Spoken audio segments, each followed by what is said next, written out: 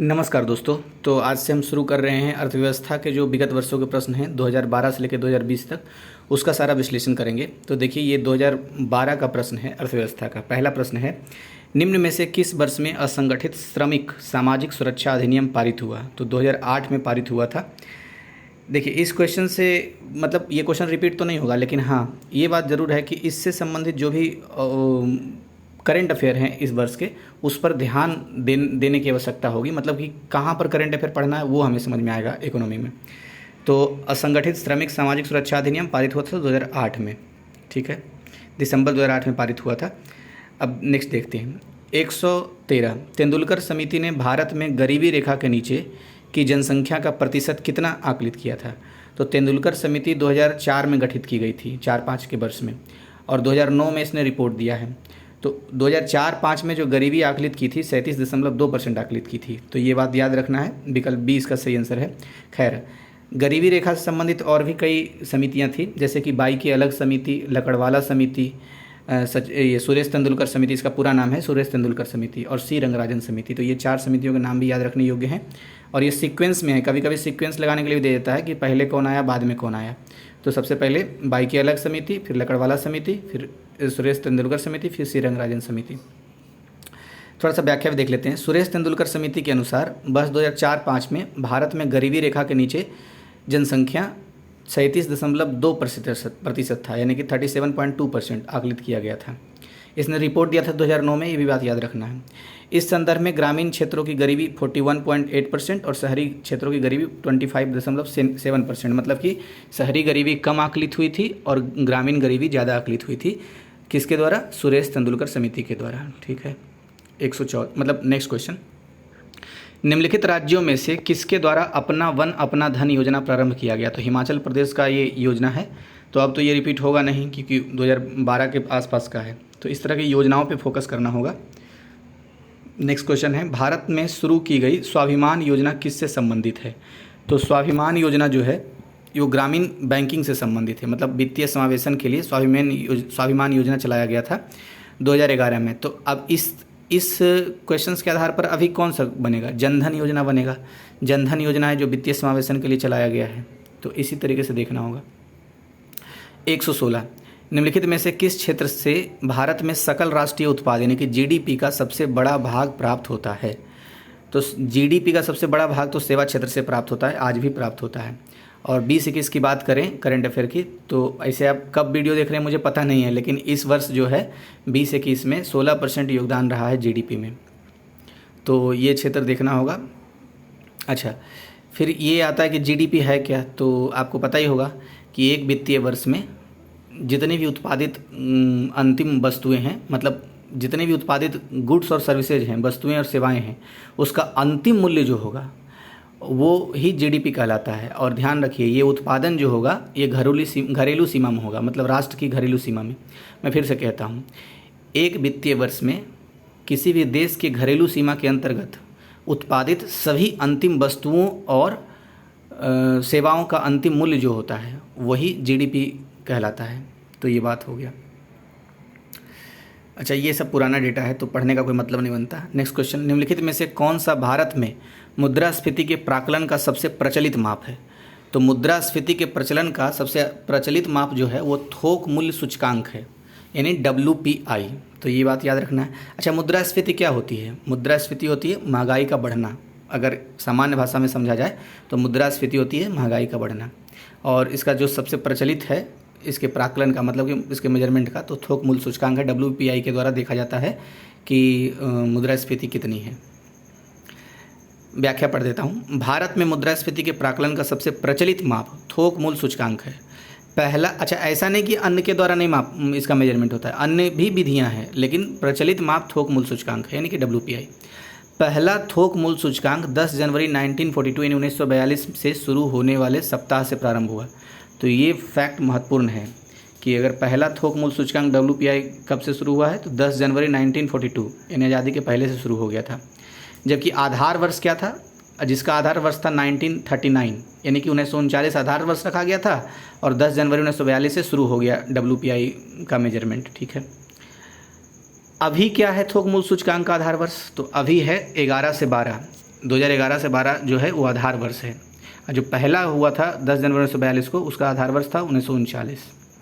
Next question, Bharat में विदेशी विनिमय संचय का रख रखाव किसके द्वारा किया जाता है? तो विदेशी विनिमय संचय जो है, फॉरेन एक्सचेंज रिजर्व, ये इसका रख रखाव किया जाता है भारतीय रिजर्व बैंक द्वारा किया जाता है। अब बाकी तो आपको पता ही होगा कि आरबीआई एक्ट 1934 के अनुसार 35 में आरबीआई की स्थापना हुई है। और चलिए एक क्वेश्चन मैं आपसे पूछ देता हूँ, आप कमेंट बॉक्स में बताइएगा। आरबीआई के आज़ाद भारत में आरबीआई के फर्स्ट गवर्नर कौन थे? तो आप बताइएगा। नेक्स्ट, अच्छा, एक हिल्टन यंग आयोग है, वो भी आरबीआई से संबंधित है। हिल्टन यंग आयोग ने ही सिफारिश की थी केंद्रीय बैंक की स्थापना की। नेक्स्ट क्वेश्चन है, निम्नलिखित में से किस देश ने सरकारी तौर पर परिवार नियोजन कार्यक्रम को सर्वप्रथम अपनाया? तो भारत ने परिवार नियोजन कार्यक्रम को सबसे पहले अपनाया था। अच्छा, परिवार नियोजन जो विषय है ये समवर्ती सूची का विषय है, ये भी बात याद रखने योग्य है, ये भी पूछ चुका है कभी। तो अभी इसका व्याख्या पढ़ लेते हैं। वर्ष 1952 में यानी कि 1952 में भारत ने विश्व का पहला राष्ट्रीय परिवार नियोजन कार्यक्रम शुरू किया। तो विश्व का पहला परिवार नियोजन कार्यक्रम भारत में शुरू हुआ है, ये महत्वपूर्ण बात है, जिससे राष्ट्रीय अर्थव्यवस्था के अनुरूप स्तर पर जनसंख्या को स्थिर करने के लिए जन्म दरों को कम करने हेतु आवश्यक सीमा तक परिवार नियोजन पर जोर दिया गया है। तो ये बातें थी। अच्छा, 1952 में ही राष्ट्रीय विकास परिषद की स्थापना हुई थी। किस महीने और किस तारीख को हुई थी, ये आप कमेंट बॉक्स में हमें बता सकते हैं। नेक्स्ट क्वेश्चन, 13वें वित्त आयोग के अध्यक्ष कौन थे? तो आप तो पूछेगा नहीं 13वें वित्त आयोग के अध्यक्ष कौन थे, और आप बताएंगे कि विजय केलकर थे, तो ये तो पुराना हो गया। अब ये पूछ सकता है कि 15वें वित्त आयोग के अध्यक्ष कौन थे? तो 15वें वित्त आयोग के अध्यक्ष जो हैं वो NK सिंह हैं। इनका पूरा नाम है नंदकिशोर कुमार सिंह। तो ये 15वें वित्त आयोग के हैं। अच्छा, जब 15वें वित्त आयोग के बारे में बात कर रहे हैं तो 2-4 फैक्ट जो है याद आ रहा है, मैं बताता हूँ। जैसे कि जो वित्त आयोग है वो संविधान के आर्टिकल 280 के अनुसार राष्ट्रपति 5 साल के लिए इसका गठन करता है, ठीक है। इसमें एक अध्यक्ष होते हैं और 4 अन्य सदस्य होते हैं, ये बात आपको पता ही होगा। वही अध्यक्ष रह गए थे NK सिंह। अच्छा, इसने जो सिफारिश की है 15वें वित्त आयोग ने, किस से किस वर्ष के लिए की है? तो 2021 से 2026 तक के लिए की है, तो याद रखना ये। अच्छा, तो अब बाकी ये पढ़ने का कोई मतलब नहीं, पुराना डेटा है। वैसे थोड़ा सा अगर कभी सीक्वेंस लगाने के लिए पूछ दे अध्यक्ष का, तो ये याद रख सकते हैं कि 14वें वित्त आयोग के अध्यक्ष थे YV रेड्डी, और 12वें वित्त आयोग के अध्यक्ष थे C रंगराजन, 13वें के विजय केलकर, 15वें के NK सिंह। नेक्स्ट क्वेश्चन, राष्ट्रीय विकास परिषद द्वारा स्वीकृत 12वीं पंचवर्षीय योजना जो 2012-17 में हुई थी हेतु प्रस्तावित परिकल्पना पत्र में विकास का निर्दिष्ट लक्ष्य क्या है? तो उस समय विकास का निर्दिष्ट लक्ष्य था 9%, हालांकि बाद में संशोधन किया गया था इसमें और शायद 8% कर दिया गया था। हाँ, देखिए व्याख्या में भी लिखा हुआ है 8% कर दिया गया था, लक्ष्य रखा गया 9%। सबसे अंतिम ये योजना था, पंचवर्षीय योजना था 12 से 17, 12वीं पंचवर्षीय योजना, कुल 12 पंचवर्षीय योजना हुआ है। उसके बाद तो फिर नीति आयोग का स्थापना हो गया 1 जनवरी 2015 को। अच्छा, एम क्या था? तो कभी कभी ये पूछ लेता है कि उसका मतलब क्या उद्देश्य था। तो तीव्र, अधिक समावेशी और धारणीय विकास उसका उद्देश्य था 12वीं पंचवर्षीय योजना का। कब से कब तक चला था? 2012 से 2017 तक चला था। अच्छा, राष्ट्रीय विकास परिषद की स्थापना कब हुई थी? तो 1952 में हुई थी। अभी मैंने क्वेश्चन पूछा है, आपको बताना है कि कौन से महीने और किस तारीख को हुई थी 1952 में। 2012 का सारा क्वेश्चन समाप्त हो गया। अब देखते हैं 2013 का। फर्स्ट क्वेश्चन है 2013 में, निम्नलिखित में से कौन सा कर भारत सरकार द्वारा नहीं लगाया जाता है? तो भारत सरकार द्वारा सेवा कर लगाया जाता है, शिक्षा पर उपकर भी लगाया जाता है और सीमा कर भी लगाया जाता है, लेकिन मार्ग कर यानी जिसको टोल टैक्स बोलते हैं वो नहीं लगाया जाता है। पता है क्यों? क्योंकि ये राज्य सूची में है। राज्य सूची की प्रविष्टि संख्या 59 यानी 60 में एक कम, 59 यानी 59 में ये इसका मतलब वर्णन है टोल टैक्स का, इसलिए राज्य सरकार लगाती है, राज्यों का विषय है ये। जबकि सेवा कर, शिक्षा उपकर, सीमा कर ये भारत सरकार द्वारा लगाए जाते हैं। अब नेक्स्ट क्वेश्चन देखते हैं। उदारीकरण, निजीकरण और भूमंडलीकरण की नई आर्थिक नीति घोषित की गई थी। तो उस समय प्रधानमंत्री नरसिम्हा राव थे। नरसिम्हा राव के सरकार में उदारीकरण, निजीकरण और भूमंडलीकरण की नई आर्थिक नीति घोषित की गई। लेकिन वित्त मंत्री कौन थे? तो उस नरसिम्हा राव की सरकार में वित्त मंत्री थे डॉक्टर मनमोहन सिंह, जो बाद में भारत के प्रधानमंत्री भी बने। लगभग 10 साल तक प्रधानमंत्री रहे हैं ये। तो विकल्प सी इसका सही आंसर हो गया। अच्छा, नेक्स्ट क्वेश्चन है, गांधीवादी अर्थव्यवस्था किस पर आधारित है? तो न्यास सिस्टम पर, ट्रस्टीशिप पर आधारित है गांधीवादी अर्थव्यवस्था। तो विकल्प बी इसका सही आंसर हो गया। मतलब उनका क्या कहना था, थोड़ा व्याख्या देख लेते हैं। गांधीवादी अर्थव्यवस्था न्यास अर्थात ट्रस्टीशिप विचारधारा पर आधारित है। महात्मा गांधी द्वारा प्रस्तुत इस सामाजिक आर्थिक अवधारणा में यह विचार प्रस्तुत किया गया कि धनी व्यक्ति आम जनों के कल्याण हेतु न्यासों के न्यासी यानी ट्रस्टीज़ के रूप में कार्य करे, ऐसा उनका विचार था। मगर विचार था, लोग पालन कहाँ कर रहे हैं। 1996 में क्या है, मतलब नेक्स्ट क्वेश्चन, 96 तो उस साल का है। देखिए, निम्नलिखित में से कौन एक त्वरित अवस्थापना विकास कोष के अंतर्गत सम्मिलित नहीं है। तो त्वरित अवस्थापना विकास कोष, जिसको RIDF भी कहते हैं, ये इसमें सम्मिलित ग्रामीण सड़कें थी, ग्रामीण जलापूर्ति थी, ग्रामीण विद्युतीकरण भी थी, लेकिन ग्रामीण उद्योग नहीं था। व्याख्या पढ़ते हैं थोड़ा। त्वरित अवस्थापना विकास कोष की स्थापना नबार्ड के तहत वर्ष 1995 से 1996 में की गई थी। इसका उद्देश्य ग्रामीण अवसंरचना परियोजनाओं को अल्प लागत निधि सहायता प्रदान करना था, मतलब थोड़ा पैसा फंड प्रदान करना था। ग्रामीण जलापूर्ति, ग्रामीण सड़कें और ग्रामीण विद्युतीकरण तो इसके अंतर्गत शामिल हैं, जबकि ग्रामीण उद्योग इसके अंतर्गत सम्मिलित नहीं है। अच्छा, नबार्ड के तहत किया गया था ये। तो देखिए, ये क्वेश्चन तो फिर से रिपीट नहीं होगा, लेकिन नबार्ड जो एक पॉइंट आया है इसके बारे में बात कर लेते हैं।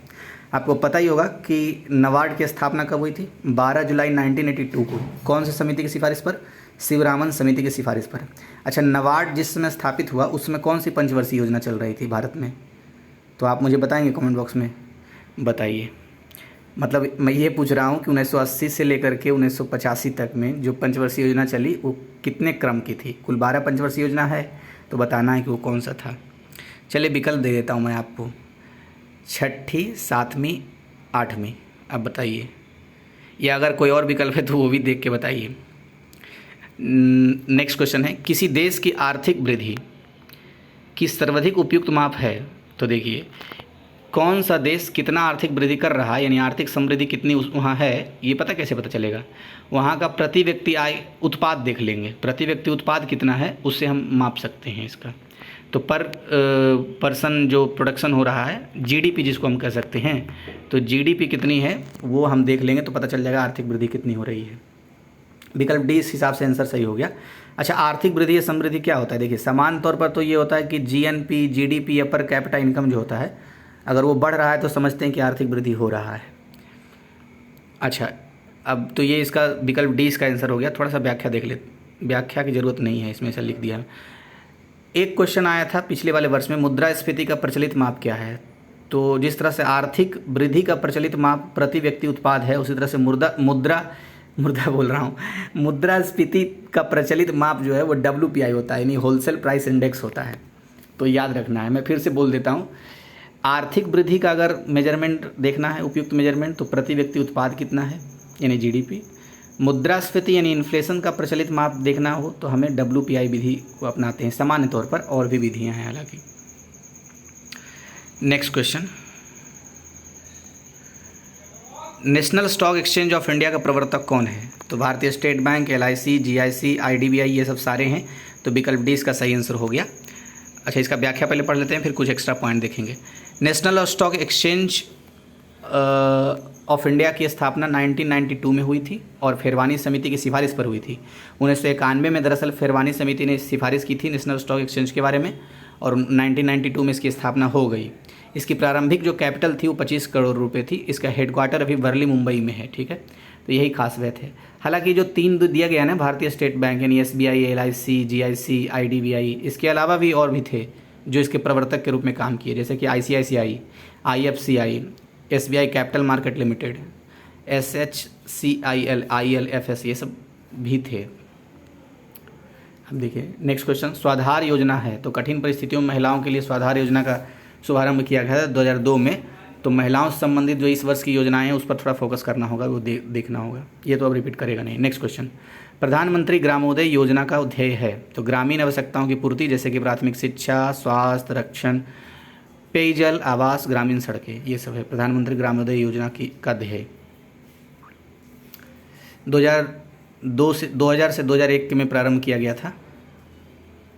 अच्छा, नेक्स्ट क्वेश्चन, भारत से निम्नलिखित में से कौन सा एक उत्पाद सामान्यतः निर्यात नहीं किया जाता है।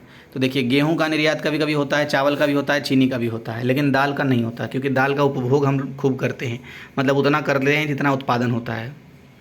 कभी कभी तो अखबारों में दिखता है कि हम इंपोर्ट भी कर रहे हैं दाल का।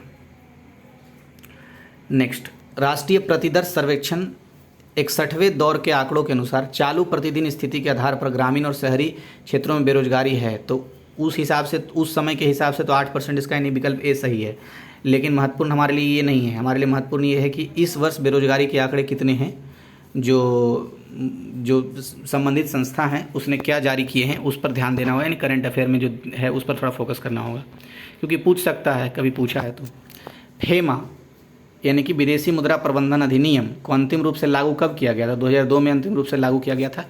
देखिए, इसका मैं थोड़ा व्याख्या पढ़ देता हूँ। फेमा बाह्य व्यापार तथा भुगतान को सुविधाजनक बनाने एवं भारत में विदेशी मुद्रा के सुव्यवस्थित विकास और उसकी स्थिरता का संवर्धन करने के उद्देश्य से फेरा के स्थान पर, पहले फेरा था, फॉरेन एक्सचेंज रेगुलेशन एक्ट, बहुत कड़ा कानून था, तो उसमें थोड़ा मैनेजमेंट करने के लिए फिर फेमा लाया गया के स्थान पर वर्ष 2002 से पूर्ण रूप से लागू हो गया कौन? फेमा। यह अधिनियम वर्ष 1999 में पारित हुआ था। तो अगर पूछे कि अधिनियम कब पारित हुआ, तो 1999 में। अब वर्ष 2000 से इसे आंशिक रूप से कार्य करना प्रारंभ किया, जबकि 2002 में ये पूरी तरीके से लागू हो गया था। ठीक है, तो ये 2 वर्ष का इकोनॉमी का समाप्त हो गया। अब और 2-2 वर्ष का मैं अपलोड कर दूंगा धीरे धीरे, और जल्दी जल्दी वीडियो आ जाएगा। मैंने कह दिया है कि वो जो वीडियो बीच में नहीं आया, वो इसका कारण ये तकनीकी अभाव था, कमी नहीं, क्योंकि जिससे मैं शूट करता था वो ख़राब हो गया था। खैर, थैंक यू आपको।